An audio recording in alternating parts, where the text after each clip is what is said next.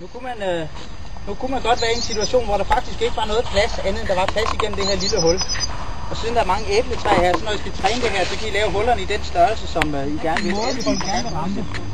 Det er, og her kommer der nogle ting, som er ret vigtige for, om man rammer eller man ikke rammer.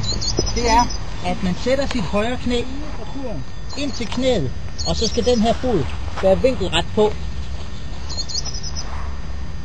Så tager man den her fod, og så skal den pege nøjagtigt i den samme retning. Er alle med? Ja. Det handler om at sætte sig op, sådan at man laver en position for sig selv, som er nem at gentage. Og sidde sådan her, jamen var det så 30 eller 35 eller 40 grader, jeg skulle have mit ben ud. Den går ikke. Det skal være her. Og man kan altid teste, ved at man kan tage sine arme og strække ud på den her måde.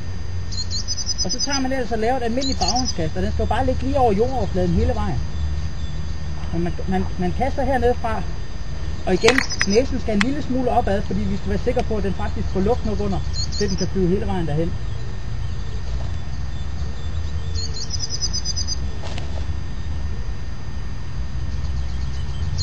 Okay? Hvorfor er det, du ikke vil vælge det her? For træningens skyld. For træningens skyld, fordi jo ellers, hvis man var i en situation, hvor der var plads nok, så ville man bare kaste den anden vej.